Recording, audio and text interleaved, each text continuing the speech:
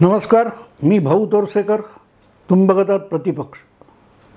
मित्रांनो, सध्या मी 2024च्या ज्या लोकसभा निवडणुका येऊ घातलेल्या आहेत त्या निमित्ताने त्या निवडणुकाचे निकाल कसे लागतील त्यासाठी राजकारणातल्या ज्या घडामोडी आहेत, गुंतागुंत आहे, आघाड्या आहेत, मित्रपक्ष आहेत, शत्रुपक्ष आहेत, जमवाजमव चालू आहे, या सगळ्यांचा आढावा गोषवारा घेत त्या निकालांच्या दृष्टीने मोदी पुन्हा कसे जिंकणार आहेत याच्यावर पुस्तक लिहिण्याचं काम हाती घेतलेलं आहे. आणि ते घेण्याचं कारण असं आहे की 2014 आणि 2019 या दोनही निवडणुकांच्या पूर्वी नरेंद्र मोदीच जिंकतील याचं सविस्तर विवेचन आधी केलेलं पुस्तक मी प्रकाशित केलं होतं. त्यापैकी हे तुम्ही बघताय मित्रांनो, हे 2014 मधलं पुस्तक आहे, मोदीच का. म्हणजे 2014 मध्ये मोदी हे लोक का मोदींना निवडून देतील याच्यावर लिहिलेलं हे पुस्तक आहे. खरं तर मोदींना भारतीय जनता पक्षाने उमेदवार करण्याच्या आधी आणि गुजरातची 2012 डिसेंबरमधली विधानसभा निवडणूक संपल्यानंतर जानेवारी ते एप्रिल या 4 महिन्यामध्ये मी 27 लेखांची एक लेखमाला लिहिलेली होती. त्यातल्या निवडक लेखांचं एक पुस्तक तयार झालं. ते पुस्तक हे होतं, मोदीच का. आणि त्या पुस्तकासाठी म्हणून मी एक लेख लिहिला होता. त्यानंतर 2019 निवडणूक जवळ आली तेव्हासुद्धा पहिलं पुस्तक प्रकाशित करणारे दिलीप महाजन, मोरिया प्रकाशनचे, यांनी मला आग्रह धरला की परत एकदा लोकसभा निवडणूक आली आहे तर तुम्ही परत एकदा तुमचा अंदाज जर तुम्ही व्यक्त करताय की मोदी परत 300पेक्षा अधिक जागा घेऊन येतील तर तुम्ही त्याच्यावर पण पुस्तक लिहा. आणि 2019ची निवडणूक प्रत्यक्ष होण्याच्या 6 महिने आधी मी पुन्हा मोदीच का असं जे पुस्तक लिहिलं ते हे होतं. ही 2 पुस्तकं आहेत मित्रांनो. ही 2 पुस्तकं निवडणुकीच्या आधी 6 महिने प्रकाशित झालेली होती. आणि आता परत निवडणुकीला जवळजवळ 6-7 महिने बाकी आहेत. आणि परत एकदा 2024मध्ये निवडणुकीचं स्वरूप काय असेल आणि निवडणुकीचे निकाल काय असतील याचं भविष्य भाकीत आणि विवेचन मी करावं असं अनेक मित्रांचं, चाहत्यांचा आग्रह आहे. आणि ते पुस्तक लिहिण्याच्या कामात मी गर्क आहे. त्याची टिपणं माझ्या पद्धतीत काढणं वगैरे चालू आहे. पण या निमित्ताने परत एकदा मी परवा ABP माझाच्या एका कार्यक्रमात मी सहभागी झालो होतो वाहिनीच्या. तिथेही त्या सरिता नावाच्या अँकर होत्या, संपादक. त्यांनी बोलता बोलता विषय निघाला तर त्यांनी मला माझा अंदाज विचारला. मी पुस्तक लिहितो म्हटल्यानंतर तेव्हा मी त्यांना सांगून टाकलं, माझा अंदाज मोदी या वेळच्या लोकसभेमध्ये 325 ते 350 लोकसभेच्या जागा जिंकतील आणि मी कुठला सर्वे घेत नाही. तर त्या सगळ्या गडबडीत मी सध्या आहे. त्यामुळे थोडंसं प्रतिपक्षाकडे थोडंसं दुर्लक्ष होतं हे मान्य करावं लागेल. पण सांगायचा मुद्दा असा मित्रांनो की आता त्याला 10 वर्ष झाली. म्हणजे मोदी निवडून येतील आणि नुसतं निवडून येतील असं नाही तर भारतीय जनता पक्षाला मोदींच्या नेतृत्वाखाली स्पष्ट बहुमत एकपक्षीय मिळू शकतं असं भाकीत मी केलेलं होतं. आणि त्याच्याही पलीकडे जाऊन जेव्हा त्या लेखमालेचं पुस्तक होणार होतं तेव्हा त्या पुस्तकासाठी मी एक स्वतंत्र लेख लिहिला होता. त्या लेखाचं शीर्षक होतं, असाबियाचा आधुनिक आविष्कार. मी आज त्याच विषयावर बोलणार आहे. कारण 10 वर्ष झाल्यानंतर सुद्धा 10 वर्षापूर्वी मोदी निवडून येतील आणि काय करतील याचं जे भविष्य मी वर्तवलेलं होतं तसंच्या तसं जर मोदी पुढल्या 9.5 वर्षात वागले असतील आणि त्यासाठी आता त्यांचे विरोधक मोदींच्या नावाने बोटं मोडत असतील, तर मग असाबियाचा आधुनिक आविष्कार हा समजावणं मला अगत्याचं वाटतं. म्हणजे मी नव्याने काय सांगतोय असं समजू नका. हे मी जे बोलतोय हे माझ्या त्या पहिल्या पुस्तकाच्या मोदीच का या पुस्तकाच्या पहिल्या प्रकरणात मोदी का जिंकणार आणि सोनिया गांधी राहुल गांधी यांच्या नेतृत्वाखालची UPA का हरणार, बाकीचे विरोधी पक्ष मोदींच्या विरोधात कितीही दंड थोपटून उभे राहिले तरी त्या सगळ्यांना धूळ चारून मोदी बहुमतापर्यंत मजल का मारतील, याचं जे विश्लेषण मी केलेलं होतं ते तेवढ्यापुरतं नव्हतं, तर त्याच्या पुढल्या काळात नरेंद्र मोदी हे नवे सत्ताधीश असतील, पण ते सत्तांतरापेक्षा स्थित्यंतराच्या दृष्टीने काम करतील असं माझं भाकीत होतं. आणि स्थित्यंतर याचा अर्थ असा मित्रांनो की स्वातंत्र्य मिळाल्यापासून 2014 पर्यंत तुम्ही आलात तर वेगवेगळे पक्ष वेगवेगळे पंतप्रधान झाले असतील, पण नेहरूंनी जी व्यवस्था पहिल्यांदा पंतप्रधान होऊन तयार केलेली होती त्या व्यवस्थेला कुठल्याही पंतप्रधानाने धक्का लावला नाही. अगदी भाजपचे वाजपेयी हे 6 वर्ष पंतप्रधान होते. देवेगौडा, VP सिंग, इंद्रकुमार गुजराल, चंद्रशेखर, चरण सिंग असे पंतप्रधान झाले. पण त्यांनी सुद्धा नेहरू नामक जी इकोसिस्टीम आहे, व्यवस्था आहे, ज्याचं केंद्रस्थान राजधानी नवी दिल्ली आहे, त्या नव्या दिल्लीमध्ये जी एक प्रस्थापित व्यवस्था आहे जी देशाला नियंत्रित करते आणि त्या केंद्रातून तुमचं साहित्य अकादमी असो, नाट्य अकादमी असो, सायन्स असो, प्राध्यापक, विद्यापीठ या सगळ्याला नियंत्रित करणारी जी व्यवस्था आहे त्याला मी नेहरूवादी व्यवस्था म्हणतो. त्या व्यवस्थेला नरेंद्र मोदी पंतप्रधान होईपर्यंत कोणीही धक्का लावला नव्हता. पक्ष बदलले, पंतप्रधान बदलले, पण व्यवस्था ती आणि तशीच चालू राहिली. मोदी पंतप्रधान झाले तर मोदी हा पहिला देशाचा पंतप्रधान असा असेल की तो नव्या दिल्लीच्या त्या प्रस्थापित वर्तुळाच्या बाहेरचा असेल. लक्षात ठेवा मित्रांनो, मी प्रस्थापित म्हणजे काय म्हणतोय, तर जी दिल्लीमध्ये जी एक व्यवस्था उभी आहे नेहरूंनी निर्माण केलेली, त्या व्यवस्थेमध्ये वेगवेगळ्या विचारधारेचे, वेगवेगळ्या पक्षातले, वेगवेगळ्या संस्थांमधले, वेगवेगळ्या क्षेत्रातले लोक समाविष्ट आहेत. पण ते सगळे ती व्यवस्था जपत असतात. नेहरूंनी जर केलेलं राजकारण असेल तर त्यामध्ये त्यांनी सगळ्या विचारधारांचे, सगळ्या पक्षांचे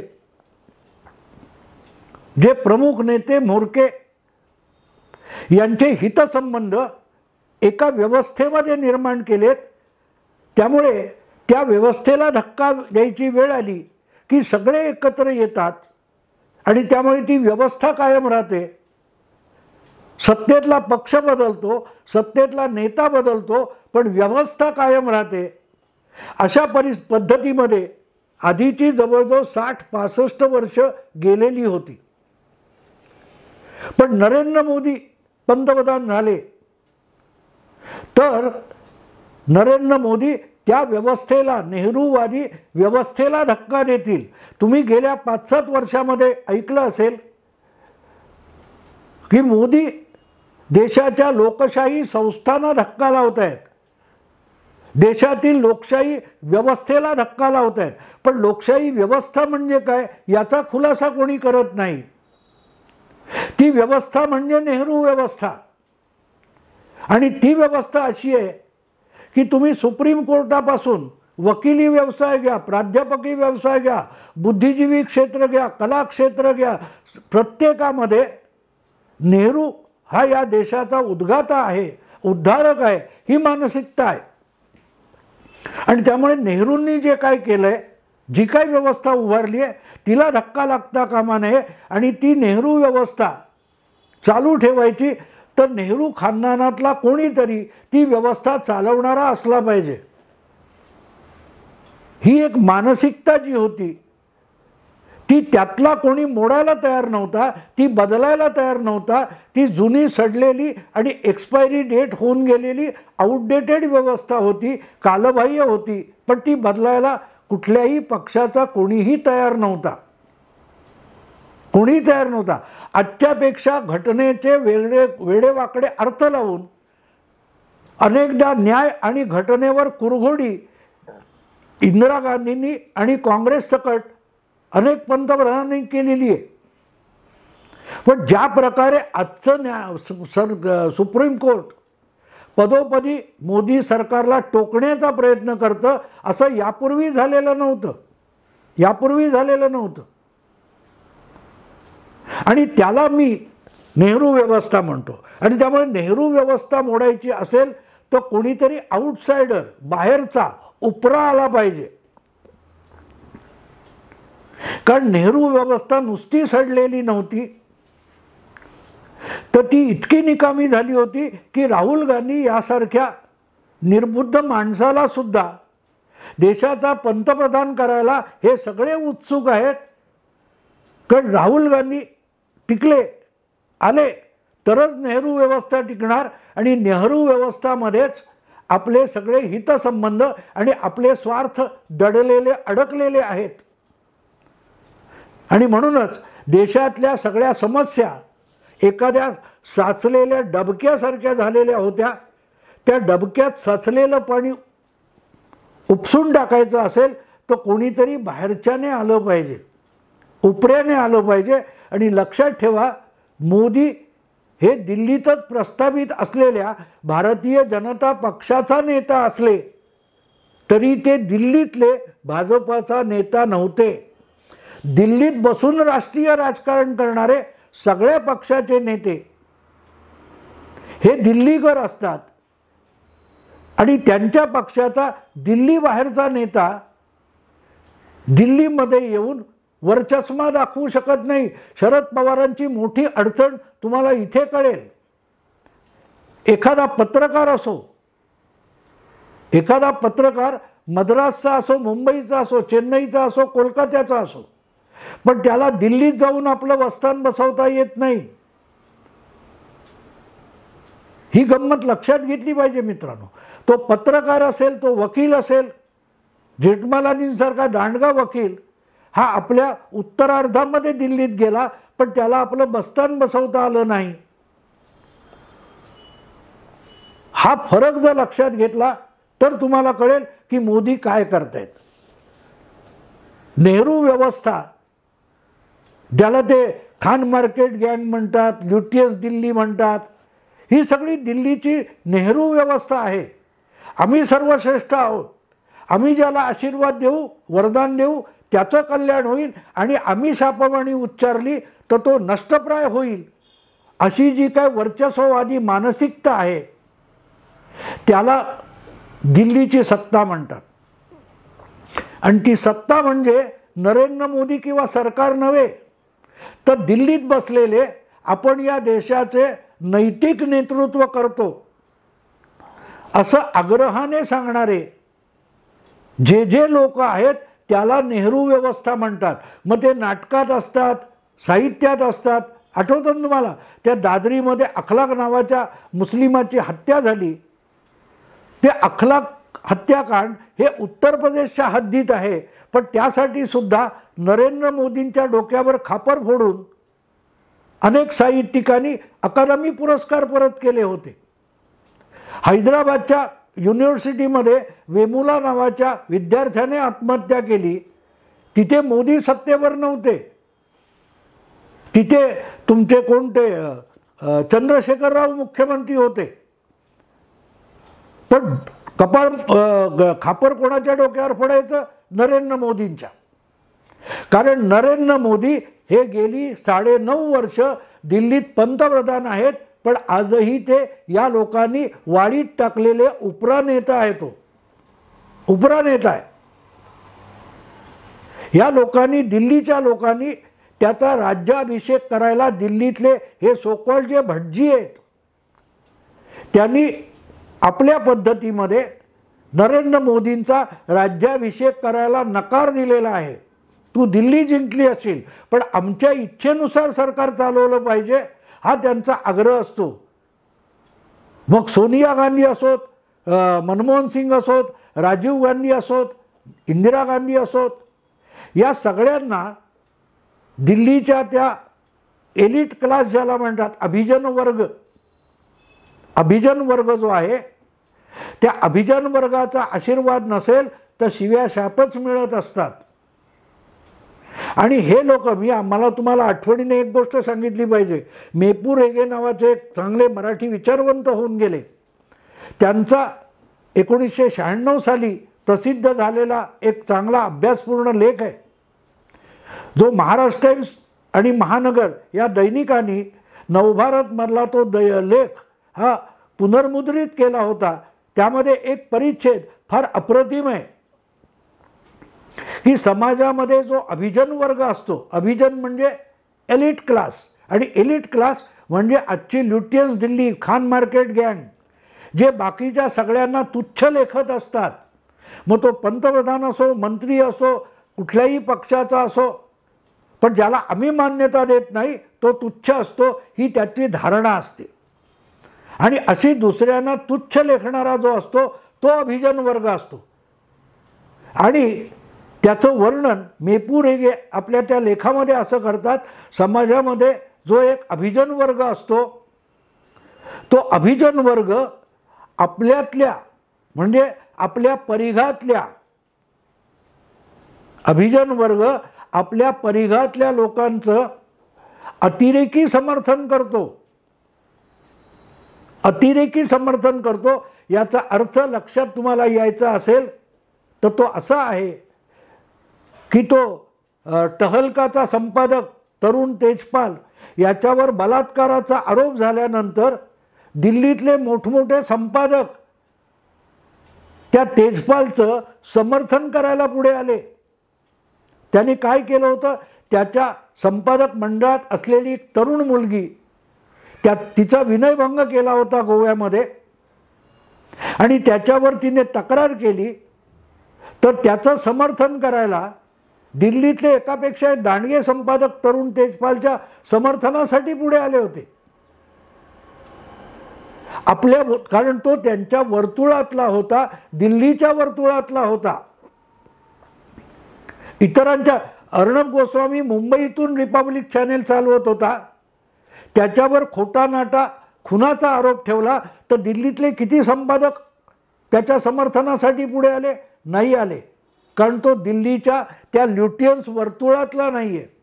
तेव्हा अभिजन वर्ग आपल्या परिघातल्या लोकांचं अतिरेकी समर्थन करतो.